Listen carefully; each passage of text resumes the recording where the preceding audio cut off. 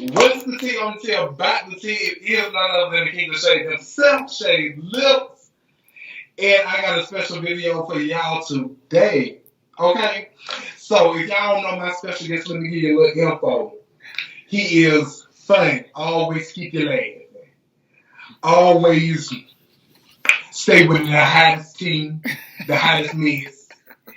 None other than my special guest, Messy Miles. What's up, Shade Lips? What is going on, What's up, child? Messy Miles? What's going on? Nothing. How is Corona treating you? Corona? Ooh, child. Corona, she treating me okay. I'm a little over it because I'm working from home, which is not bad. It's just that not being able to go places that's a little irritating for me. And also everything Right. closing early. You know, Walmart closes at 8:30. And I do my best shopping at Walmart, 12, 1 o'clock in the morning when I ain't got nothing to do. So, Right. the lines to the drive-thrus are packed to the street. I'm like, what y'all go to Walmart and buy up all the food for? Just so y'all can go to the drive-thru line. I don't understand. Right. Buy all the food and toilet paper like they could go build forts. I just don't get it. I don't get it. I'm over it. But I guess we can go ahead and get into the interview. Okay. So, how for the word? What was your start on YouTube? There we go. My start on YouTube was, I want to say, 2009, which is a little over 10 years, 11 years ago. My first video was about Pleasure P. And at the time, he had an accusation on him about allegedly molesting a child or something like that, or someone who wasn't of age. Oh, R. Kelly type thing. Allegedly, and I made a video about it. And the video kind of did a little cute little number. I thought I was doing something when I got, 1,000 views. I was like, I got 1,000 views, I got 1,000 views, So right. That was my start on YouTube. That was my very first video. I don't even know if the video's still up. I may have deleted it. But yeah, that was my start on YouTube. Talk about somebody else stuff. So, while you doing YouTube, we talked about this last time, but I guess we could rehash. Mm-hmm. Who are your inspirations on YouTube? My inspirations on YouTube, what actually led me to start doing YouTube, was the Scorpion Show with Kevin and McHale. Mm-hmm. Shout out to the Scorpion Show. Kid Fury still is a stand for Kid Fury. Right. I watched Africano Boy. He was like hilarious. Still is, but like I just remember seeing his videos and I was like, I feel like I'm funny. Then I felt like I had like an opinion on things, and they really inspired me to do to get on YouTube and start creating. Africano Boy inspired me to do spoofs and skits and be like funny and not afraid to step outside the box doing certain things. And the Scorpion Show with Kevin and McHale inspired me to get on YouTube and, put my 2 cents in it. Hold up, wait a minute, right. Let me put my 2 cents in. Let me say what I got to say. So, and Kid Fury was a mix between all of that. He did reviews. He, was funny. He talked about reality TV and just games and just everything. So a big pot of just black YouTube gold for me is those 3 people that helped me start my YouTube. Right. Same for me. I love me some Scorpion Show. I love Kid Fury down and Funky Dineva and you. Okay. Y'all 4 was mine. I appreciate it. It's so weird to hear people say it. Like I'm like This is so weird, child. So I'm getting say, so how does it feel that you got all these subscribers? Not only do you got like 21,000 subscribers on YouTube, you also got like 25,000 followers on Instagram. How does it feel that people find you funny or find that you're interesting enough that these many people want to follow you? People especially like family members be like, you got a lot of followers, or a friend, you got a lot of followers. I was like, it's a lot of people, but there are people who are like beyond 25 in the millions, 3 and 4, 5 millions who are creators and who are influencers. So, for me, just being able to know that people want to listen to what I got to say, or want to watch a video that they think is funny, or, just be interested in what I'm doing, is just it's good. Whether it was 25,000 or 25 people, I probably still be doing it because somebody enjoyed it. So yeah, I mean it's good. Right. It's good that people, I call my supporters my cousins because they like family. Some of these people been watching me since 2009 and follow me on social media and follow me throughout my platform doing different things, and I just appreciate them. Right. See, you can call them cousins though, but call me little brother. Come on, See, little brother. Okay. they just some cousins. Come on, little brother. We closer than that. Come on. I love it. I love it. So, when did you know that you was more than just somebody that had something to say? That you was actually creative? That you had like skits and spoofs and all of this to put on YouTube, not just somebody to talk about celebrity gossip. Well, ever since I was a kid, I always been interested in like drama, and acting, and recreating stuff. I've always been a creative person. I always could draw, love to draw when I was younger. I used to want to be a fashion designer when I was in high school. And I love to, now that I'm older, like I find myself, watching HGTV all the time, and watching like home improvement shows and DIY projects on YouTube, and that's the kind of stuff I'm interested in. Like Right. anything dealing with creativity, anything dealing with art, anything dealing with editing, or I'm interested and I want to do it because I feel like I can. So like I said, ever since I was little, I've always been creative. But up until after high school is where I found out about YouTube, and putting the stuff that I want to do, or skits that I've done, or improv videos that I've done, to the universe, to the world to see. So, I wish I would have knew about YouTube when I was like in high school, when YouTube was kind of developing and stuff. Right. I definitely would have got on YouTube, and definitely would have.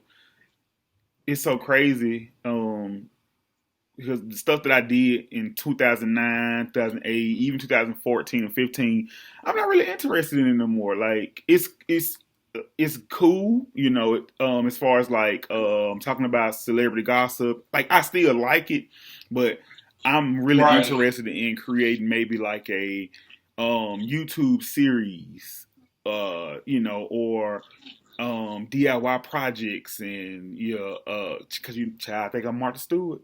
I think I stay Not doing Martha something. Stewart, not the black gay Martha Stewart. Yes, I just, so I'm really, I think my YouTube will be changing, and I just hope people who have been following me, who grew up to love Messy Miles and the reviews of Housewives, be able to transition to me doing cosplays and costumes and DIY projects. Still doing skits because I really have like this idea of what I want to do for like a YouTube series.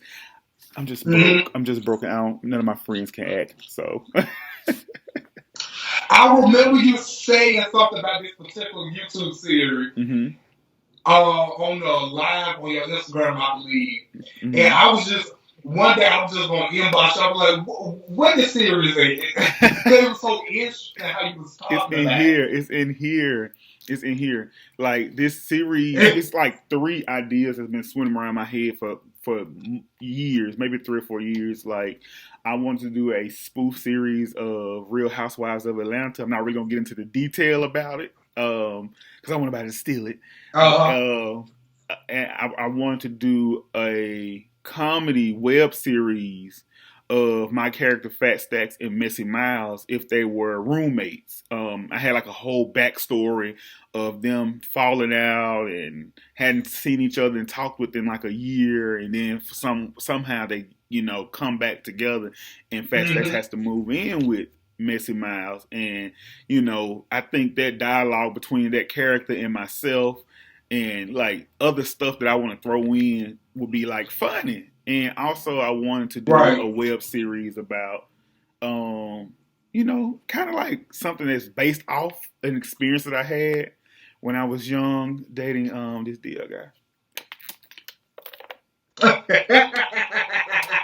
Young dumb child, young and dumb, but I feel like everybody go through that experience or have been someone Mm. has who was in the gay community has definitely been through the experience where you're dating somebody can't nobody really know, and me being 18, 19 years old and the experience I went through was a movie, literally a movie, and I just want to put it on film or put it on like TV or YouTube, something. So hopefully, Right. hopefully I can get it out of here and put it on here. Hopefully. I believe me and you are somewhere in the same situation. I got a series I'm working on in my head, Mm-hmm.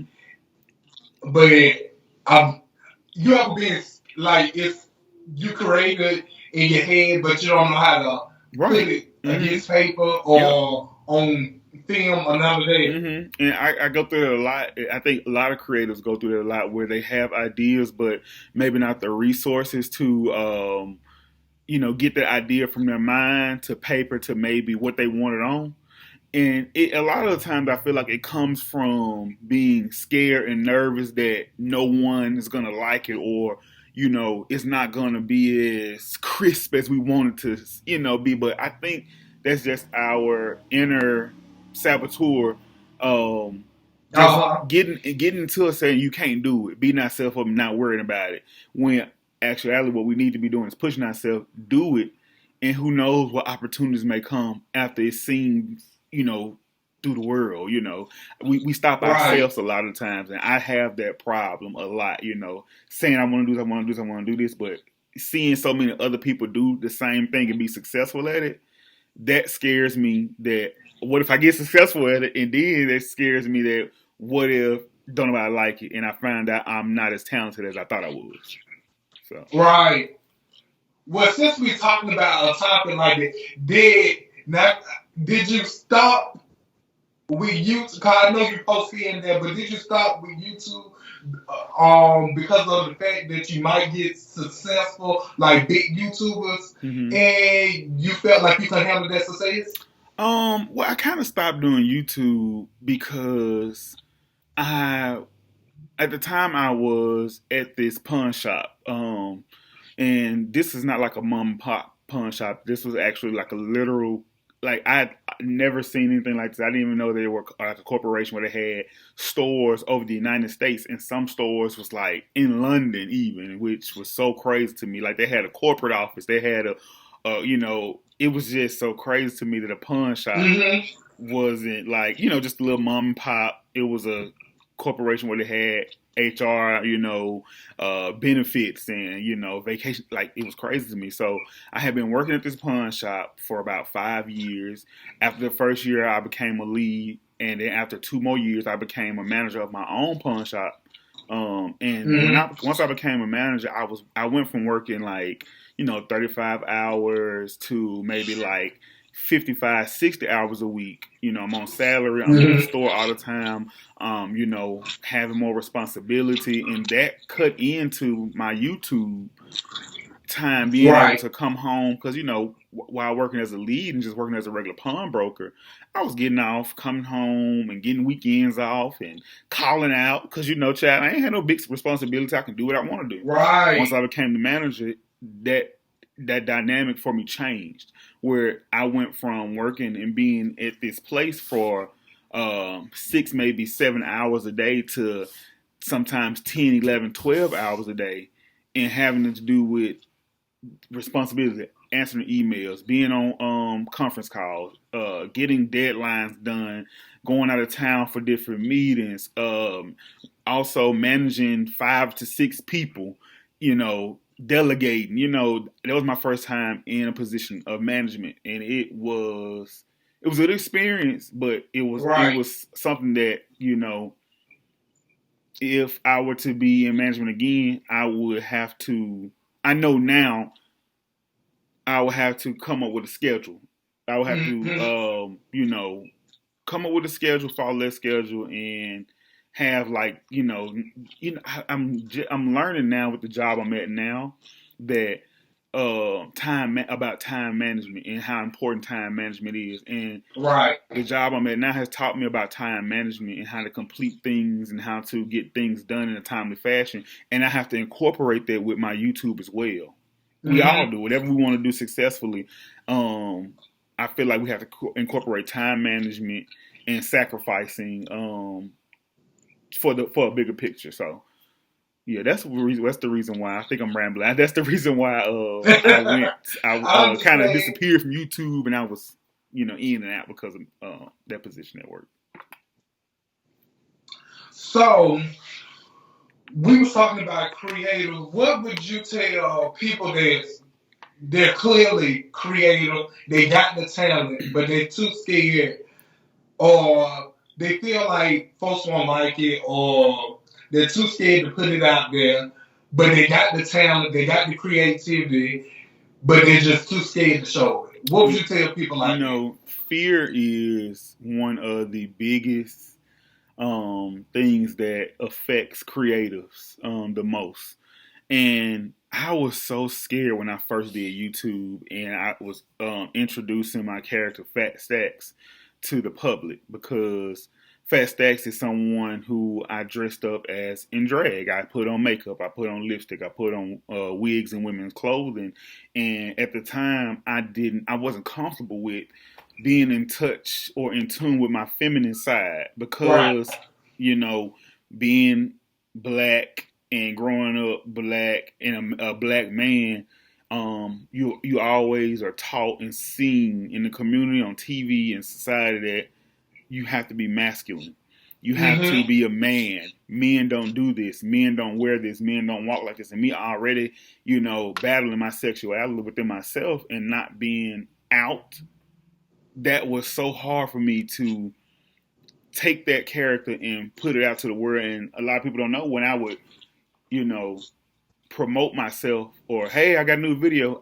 Whenever I did a Fat Stacks video, I wouldn't put it on Facebook because I would be too scared of a family member seeing it and it getting back to my parents, and then I have to answer that question with my parents or them questioning why am I doing this or possibly embarrassing them when I was younger. Now, me at the Right. age of 32, knowing who I am, I don't care about that.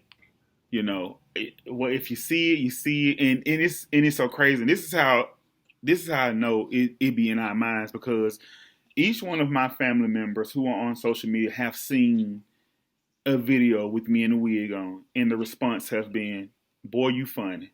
I love this video. You are crazy. When this video coming out?" Mm-hmm. And like I said, a lot of times it just be our inner fear stopping ourselves from being great. So for the Right. creators that are out there, if you have an idea and if you want to do something that may be a little bit outside of the norm, do it. And don't worry about nobody else but yourself. Because whatever you're doing, you never know whatever you want to do or whatever you're doing, you never know who it might run across. You know, if I was still in the same mindset that I was when I was younger, Mm-hmm. I wouldn't have never put out a video spoof of me doing Holiday Heart and I'm wearing a wig and I'm putting it on all social media platforms. And, if I still had that same mindset, I wouldn't have put it on Instagram or this place. And I never would have got recognition from Robert Townsend, who was the director of that movie, Right. who was like, this was funny. Like, this was, like, do you know how many times I probably stopped myself from being seen or in my own way because I'm scared of how other people will feel about this? That's none of my business. Right. What you feel about me ain't my business. And I wish I would have had There's that. so be you gotta take that up with Take it up yourself. yourself. I ain't got to know about it. I wish I had that mentality as a 32-year-old when I was 18, 19, 20. 21, Right. 22, 23, 24, because child, it just happened when I turned 30. So since we're talking about a little personal, let's get into what was Little Missy Miles like from younger to preteen to teenager to early 20s. What was younger Missy You Miles like? know, younger Messy Miles. I feel like, well, Messy Miles really wasn't born until I got on Twitter in 2009. So young Miles was very talkative. I was always talkative. I can remember being in elementary school, and my mom can attest to this, where the teacher would have to walk out to the car every day because I had got in trouble for talking or saying something wasn't supposed to be said or doing something that wasn't supposed to be did. And she would tell, and I remember all my teachers used to say the same thing about me. Even in high school, I remember when parent teacher conference was. I don't even know if they still do parent teacher conference. Child, but Right. parent teacher conference was a thing, and I remember my dad going to my parent teacher conference in high school when I was with him, and all the teachers was like, Miles is very intelligent. He's one of those learners that can just see it one time and know it, but if he actually like take it home and study it, he can go from CB to just straight A student. And if he learned Right. how to stop talking and making jokes, because I was in high school, especially in middle school, but especially high school, I was the jokester. I was we here in Mississippi, we roasting. That's what we did. We gonna roast your ass. And I was the Right. class clown, and I made everybody laugh, and I was really popular in high school, especially like my 11th and 12th grade year, because my smart mouth and my quick wit and my just being fun, which ultimately was a defense mechanism because I was overweight, I was gay, and Mm-hmm. that was something that helped shield myself, protect me, being able to shoot them back out. When you shoot them to me, I'm catching them, loading them, shooting them back at your ass. Now what's up? Right. So yeah, but a lot of people see me on Instagram and social media and YouTube and wouldn't know that I'm really kind of reserved when I'm like by myself. Wouldn't know that Mm-hmm. I got like a nerd side, not a real big nerd side, but I love Sailor Moon and I love a few animes and I love playing PlayStation 4. Child, I just got a new one because the old one had broke, and I'm just not getting back into my Mortal Kombat, and I love Oh, I love me some Mortal Kombat. me too. I'm playing it now. I haven't played 11 yet, and I just started like a couple of days ago, so I'm just in it. And I love opera, child, and Really? I love opera music. I love opera music.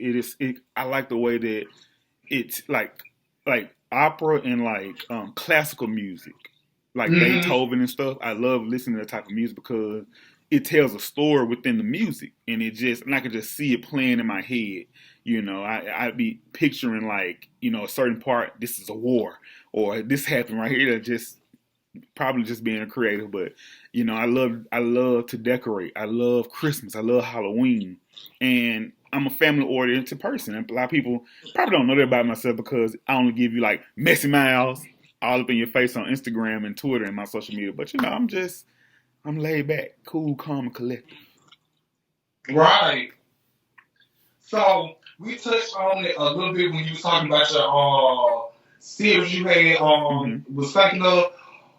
What was your first relationship like? Like, was it fun? Was it an experience? What was it? It was definitely an experience. I've only been in one relationship, 32 years old, and I was fresh out of high school. Never had a boyfriend or anything like that, and I think it was because I went through a time where, first of all, times are changing so much where I really didn't know a lot of gay people when I was in high school. There was only one other gay person I knew, which was my best friend at the time, who's still one of my best friends to this day.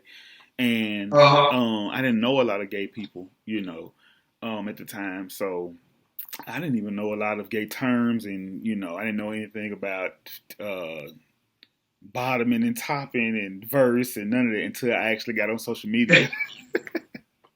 So, never having a boyfriend, never, have experienced that type of love or anything. I was fresh out of high school, literally had just graduated a few days after I met this guy, and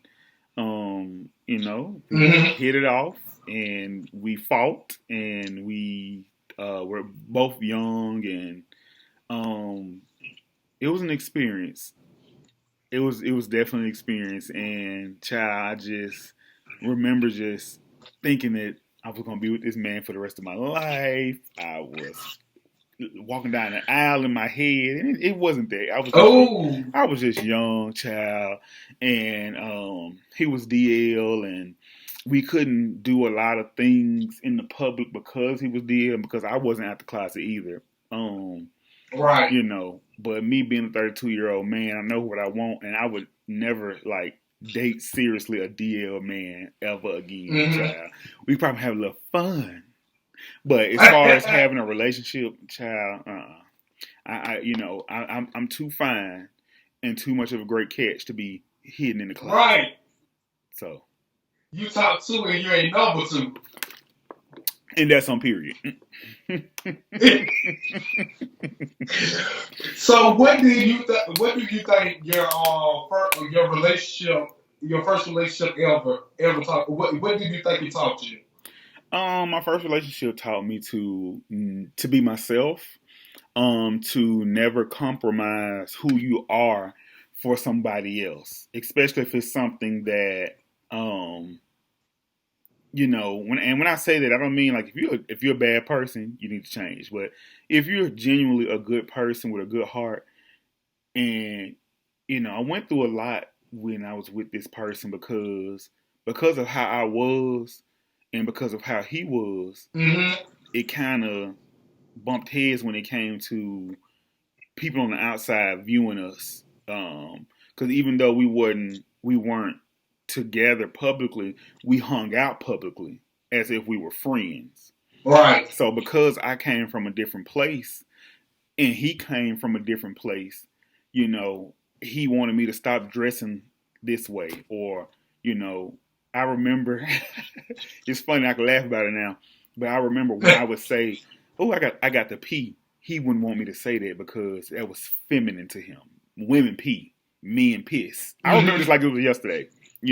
Things of that nature, or I can remember when I wanted these purple and red Nikes, and they was clean. You know, Uh-huh. and I remember me and him got into a heated argument because he didn't want me to get them because they were purple, and he felt like that was a feminine color.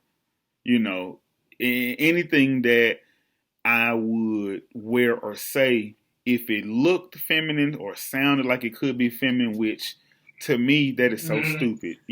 Now that I know what I know, there's no such thing as this is for girls, this is for boys in my world. A Right. color is a color. And we teach our kids, and our parents taught us to: blue is for boys, pink is for girls, dollars for girls, trucks for boys, which is still like Right. a double standard sometimes, because we'll let a girl play with a football and play with the boys and play with trucks, but we won't let men or boys play with dolls or play with girls, because we teach men that they need to be masculine, they need to be hard and tough, and we fear black people, especially in our community, fear gay people being brought up in our community or in our household. So, but it's neither here or there. Right. But yeah, it was definitely an experience, and it taught me to be myself. It taught me to don't let nobody change you especially if you're doing something good or you're not hurting or harming nobody. It taught me who I was, taught me to stand up for myself, and it's taught me to speak my mind. I'm gonna get a little messy. Get a little messy. So, have you seen your ex lately on Instagram or Facebook or something like No, we have each other that? blocked at the moment on Facebook. And the last time we spoke, we were actually wasn't on bad terms or anything. It's just that, you know, um, I think I blocked him because I was, I blocked him because I felt like I'm still attached to you some type of way. Whether it's a friendship scene or being on Instagram, being on Facebook friends, or I just need to get you out of my system so I can move the fuck on. It's been 10 years, Right. 10 plus years. Time for me to move on. So I blocked him, and then when I tried to unblock him, I found that he blocked me, which was for the good. It's for the best. I He mean, said, "Bitch, two can play this two can play game." that game. Block. So I mean, it is what it is. Wish him nothing but the best. Okay, since we talking about love, is Miles looking for love? Who is Miles looking for? I'm looking for that bag of that money. I'm looking for a check. I'm looking for them pesos, moolah, dinero, coins. No, Period. Coins, doubloons, tokens. I wouldn't say I'm looking for love, but if it come, it come. I mean, 32 child, I ain't getting no younger. I ain't a spring chicken no more. But yeah, I wouldn't say Yeah. I'm looking for love. I still ain't got no man. I'm out here trying to get snatched for the people. Out here losing weight. So hopefully it comes. I'm an Aquarius, so I feel like I kind of am a hopeless romantic a little bit. Like I identify with hopeless romanticism a little bit, but at the same time, I'd be like, I don't want no man. And then some days I'd be like, oh, I need a man.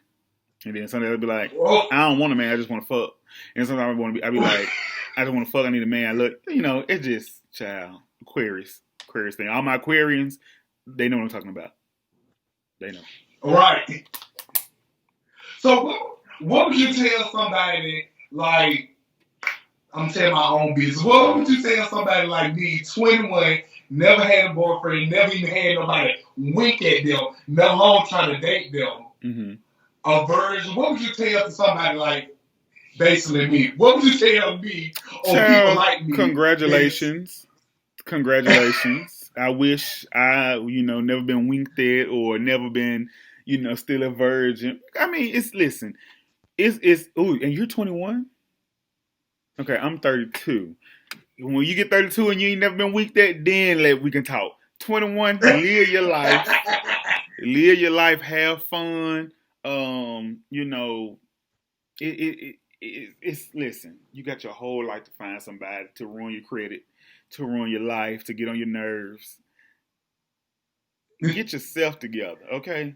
Get yourself together. Don't worry about it. And but I definitely understand you wanting, or anybody wanting, somebody to lean up on, somebody to, look at, somebody to, but it'll come. I was 18, 19 when I first had somebody who winked at me, and who I call somebody eye child.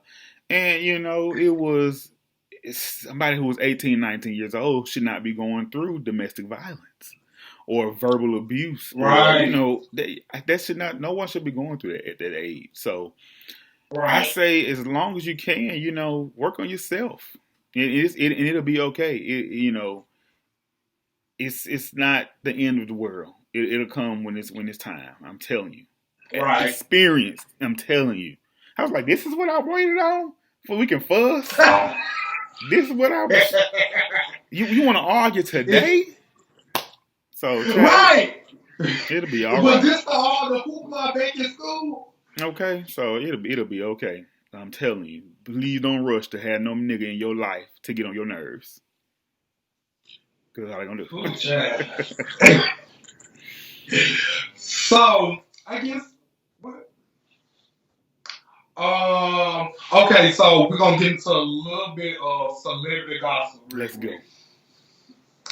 So we're gonna talk about the Lil Boosie and Lil Boosie talking about the Dwayne Wade and his daughter. And we're gonna talk about Lil Boosie and him basically letting his kids and nephew get raped. So how do you feel? How are your feelings towards Lil Boosie and his situation with the Zaya situation? Lil Boosie really disgusts me as a person, as a human being. And it's so crazy because when I was in high school, when I graduated high school in 2007, that's all we listened to. Set It Off, Computer Love by Lil Boosie.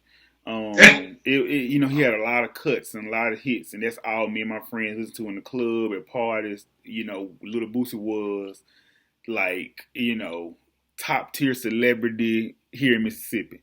you know, as I got older and realized that he was stupid and ignorant and dumb and ugly and he liked licorice and he didn't take his medication, he didn't take his insulin. You know, I just don't have any words as far as to describe how disgusted I am with him and his views on Zaya. And also, he need to be in jail for getting his sons and his nephews allegedly raped by grown women to ensure that they weren't gay. That's all you was doing. You wasn't trying to teach them anything other than this is what pussy is. You need to use this is what you're supposed to like. Let me get this grown woman to fuck on you, even though I know plenty of grown men who have fucked women and they still fuck men. So it was just stupid. It was just thanks. Thanks. It was just dumb and it was just unnecessary and it was disgusting. And anybody who agrees with Little Boosie or have any type of understanding of what he did as a grown ass man getting a grown woman to fuck on 12 and 13-year-old boys should be in jail with him, because that let me know that you don't mind a grown ass man fucking on a 12-year-old and 13-year-old girl. Right. You're nasty. Because it's a double standard. Because Lady Day and his daughter, that was done to then. Everybody would have been in an uproar. They want to throw Boosie in jail. They want to throw the nigga that did it in jail and the mama in jail. Definitely. But now that it's boys, them they supposed to do. They teach them not to be gay, so that's fine. Exactly, and all because you don't want them to be gay. You know, we have men have a lot of problems. You know, we in jail, we rob, we steal, we kill, we do drugs, we sell drugs, we beat women, we misogynistic, we're homophobic and transphobic. But that's okay as long as my son out here sucking dick. He can do all that. We don't talk about that. You know, it's just so dumb to me. It's so stupid. And right, it's just like that post that probably go viral every other year. They say, would you rather have a dope dealer or a drug dealer as a son or a gay son? And folks always under the comment, I want me a thug. I ain't finna have no faggot up in my house. Ignorant. It's stupid. It's dumb. It's stupid and it's disheartening, and you know, I'm not surprised because this has been going on since the beginning of time, child. Especially again in the black community, this is what we're taught. We teach children and we teach women and our boys and our girls to grow up as women and men to be homophobic and to hate gays and this, that, and the third, and it's just disheartening. And right, I just don't. I'm at a place in my life that I don't have time for it. So whether you are a friend, coworker, family member, neighbor, acquaintance, I'm not going to deal with any type of homophobia or any type of transphobia or racism. I'm going to treat you just like how we get on social media and be in an uproar about racism and injustice. I'm going to do the same thing and treat you just like that when it comes to homophobia and transphobia and bigotry and racism and any type of injustice or any type of just anything that's just not right, girl. Period. Right. Since we're talking about bigotry and racism, the situation that happened in Missouri with the man getting choked to death basically by a police officer who had a knee in his neck or throat. Was it throat? It was in the back of his neck, which I'm not really sure. I'm pretty sure it affected his throat, but he had his knee in the back of his neck. It was basically the police officer murdered that man. Yes. Mm-hmm. So I guess we can talk about the situation at hand is, what do we do now? Because this ain't the first time, this ain't the second time, and the damn shame the third time. Mm-hmm. What do we do now as a people? It's not gonna be the last time. But you know, there's really, you know, a lot of people look to the black community to do something about racism when it's not our problem. Right. With the problem. Why are you looking for me for solutions on people treating me bad or not treating me with respect and being racist against me and killing me in the streets? Why do I have to come up with the solution? So, you know, a lot of people are, you know, have a lot to say about the people that are looting and I don't care. I don't care about billion-dollar companies getting their buildings tore up in flames and getting their stuff stolen. Right. All their merchandise. It's a multi-million, billion-dollar company loot the shit, burn the fuck down, because that's the only thing that they care. That's the only thing they care about. That's the only thing y'all understand. You know, Right, we have money. been protesting. And I hope they steal a couple and ship it to my house because I need a laptop anyway. And I need a mirror. I need a full length mirror. So, you know, I don't really care about that. I don't. I understand why people riot, and I understand why people lose, because they mad, they're angry, they're upset. Right. We're not being hurt any other way. So we march, hit you where it hurt, we protest, in your pocket, and maybe you'll start listening. Yeah, we march and we protest, and we write to our senators, and we sometimes go out and vote. And it's not working. It's not helping. So, you know, we're mad and we're violent. We're over it. So that's the next result, and it's not going to change. People have been rioting for decades. You know, right? Does it make it right? It may not make it right. Is it going to bring George Floyd back? No, but it's going to put a dent in your pocket. It's going to let you know that y'all need to quit playing with us. You know, I don't care about that. You know, the man, the cop, the murderer, the killer needs to be indicted. He needs to be in jail. And we are tired of being killed and shot in the streets like dogs. We're tired of, you know, marching. I'm tired of seeing it. You know, right? You know, this happens.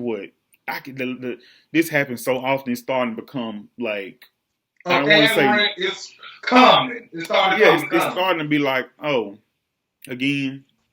You know, it's just now what? I mean, right. So with the situation with the cop, it was a white cop, mm-hmm. And when people say all police are not like this, or all white folks ain't like this, do this particular white man or white cop, do it make it hard for other white people or black people? I mean, not black people, white people or cops that are not like this. Do it make it hard for us to trust them because we see this and you're not speaking out, or vice versa, or whatever? Yeah, it do. I'm sure it do. I'm not gonna sit up here and lie and pretend like, you know, I don't say to fuck all police, and I don't say, you know, white people get on my nerves, and we do have good white people out here. But, you know, when you have situations like this, it's kind of hard to, you know, being from the South, being black, being from Mississippi, being someone that has experienced racism, you know, this may not be the right thing to do, but, you know, I wouldn't say that I'm, you know, I'm cautious when I'm around white people. Right. You know, and I feel like because of the experience that I've had, you know, with racism and what I see on TV and social media and what's going on in the world, that's fair. That's fair. Now, I'm never going to treat white people any different, you know, as far as, you know, treat you different because you're white. I'm not gonna do that, but just know that right. I'm like, okay, hey, how you doing? You know, it's like I'm waiting for you to do something racist or say something racist or just, and it's just, I can't help that. So yeah, it does, you know, all cops get a bad rep because of this cop, just like, you know, all black people get a bad rep when we do something, you know. Right. You know, we're stereotyped as well. You know, you see what, you know, you see a certain type of black person, you think we all like that. So, you know, it's a two-way street. And with that, when people say, "Oh no, I don't agree with that," but they don't speak out, is that basically them agreeing with it? Mm-hmm. I feel like silence is, if you're silent about something, that's just like you're condoning it. Right. You know, if it goes to this too as well. You know, have a lot of people who are saying they're not going to vote because they don't want Joe Biden as their president. They wanted either Elizabeth or they wanted Bernie, and they didn't make the cut. They dropped out for whatever reason. And if you do not vote, just know there's a vote for Trump. Right. So anybody that's out here stating, and I let it known on my timeline, if I see you talking about you ain't voting, I'm gonna put under, if you not voting, is a vote for Trump. Period. So it's the same thing. You're not speaking, it's condoning it. That's just like if I see somebody or know of a rape and I don't say anything about it, I'm condoning it. If I don't say anything, if I don't speak up Right. about it, I'm condoning that rape. If I see an injustice take place, racism, transphobia take place, and I don't say nothing about it, I'm condoning it.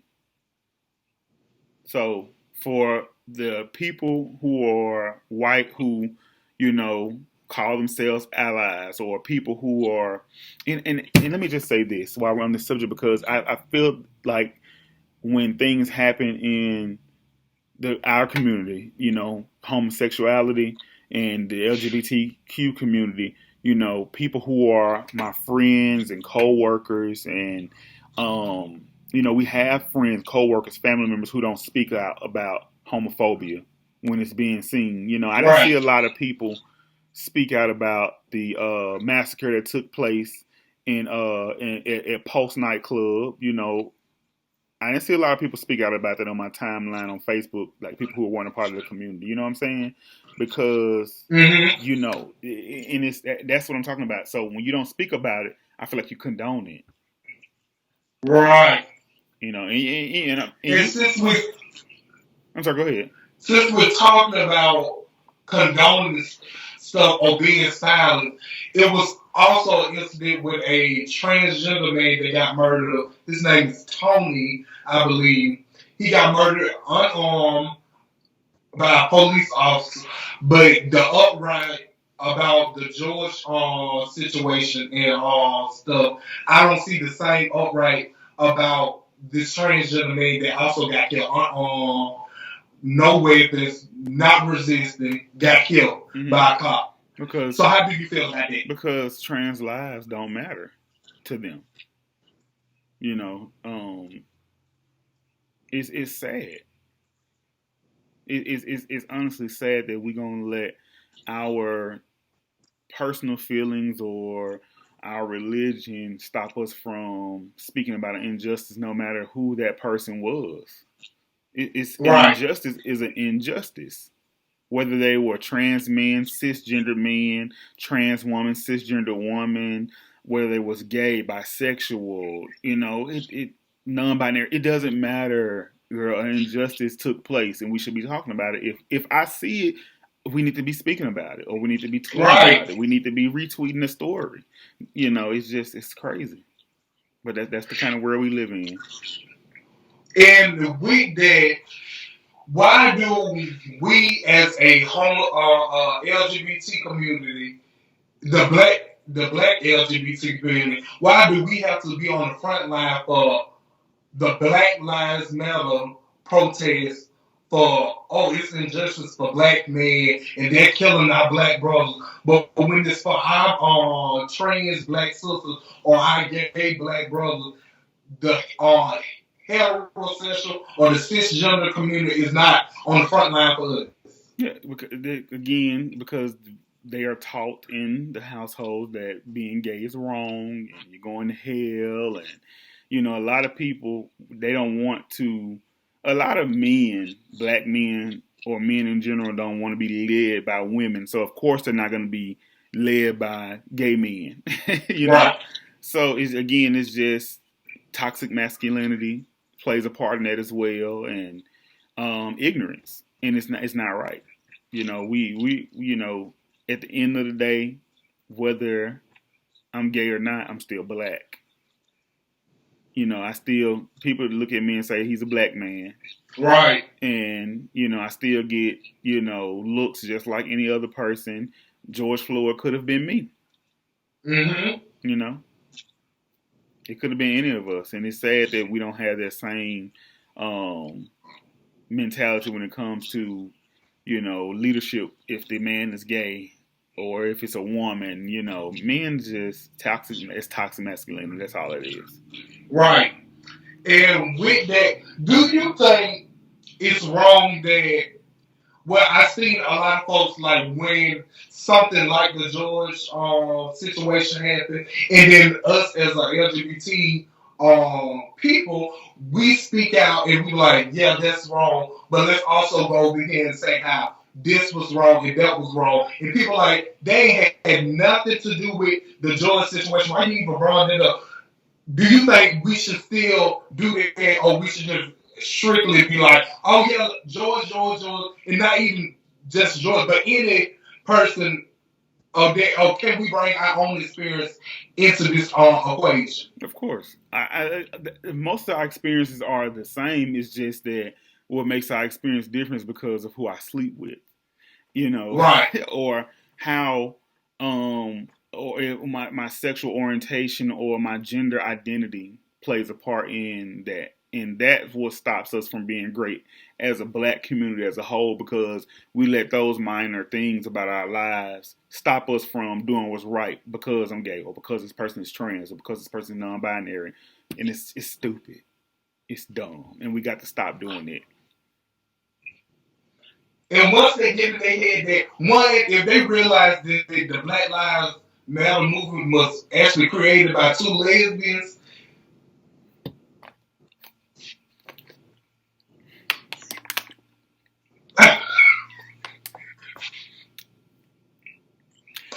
and one more thing. So have you seen the video with the lady from the Central Park? It was a dude recording her because she was basically saying how he was attacking her, threatening her and her dog, ridiculous, and whatnot. And he basically had her on recording while she was doing the most to the cops. I've definitely seen it. You would think that white people would be a little bit smarter in this day and age when it came to this situation. Every month there's somebody on my social media who is threatening to call the police on a black person for no goddamn reason, and it pisses me off. And I hope that I'm never in that situation because I'm probably gonna be fighting.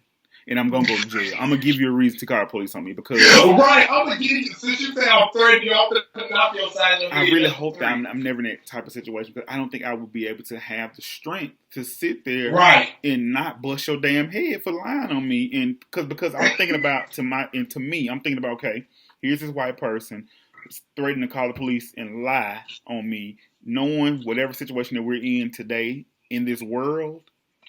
The police can just come and just shoot the fuck out of me and I'm dead. I can be the next George Floyd over your call. So if I'm gonna die and go to jail, it's gonna be for a reason. I'm gonna give you a reason. And it's just so crazy to me that white people are still so scared or pretend to be scared, and they don't want us to exist in this world. So you're gonna threaten us with the police. You're gonna threaten us with calling the police, and they need to come up with a law for these Karens and these Carls who are calling the police on black people for no reason. You need to be fined a lot of fucking money. But these people are losing their jobs, and she lost her job, and people are being exposed. But that is not good enough because it's still happening. It's still happening. And I'm just so thankful it hasn't happened to me because I'm going down like Mary J. Blige. Right. See, because you losing your job, I could have lost my life. So that don't equate. Mm-hmm. You don't. When you made that call and the police would have came and believed you and not seen the video I had, I could have lost my life over the simple fact that you chose to be a bad actress and make up this whole lie about me attacking you and your screaming. Oh my God. I'm talking about she was really going for the Oscar. She was really going for I just was like, this bitch is really acting. Come on, niece. You are really good. Bravo. Bitch, you give me very much Lifetime movie. Right. It's just crazy to me. I just hate it. I hate it here. I do. I hate it. So I guess that is all for this interview. And I would just like to thank my special guest, Missy Mal. I would like to thank Missy Mal for being the person that I looked up. And stop. I hate it. Stop. You are one of the reasons I started YouTube. Thank you. Without Missy Mal, there would be no Shady Lips. Child. Now come on now. I really appreciate it. So I was just, you are so welcome. I just want you, I want from my bottom of my heart, I would like to thank you for answering that DM and saying, yeah, I don't mind being on your YouTube channel. Come on. And anytime. And And I just thank you for being the inspiration to us gay boys, to chunky boys, to creative thinking outside the box boys. I just appreciate you for that.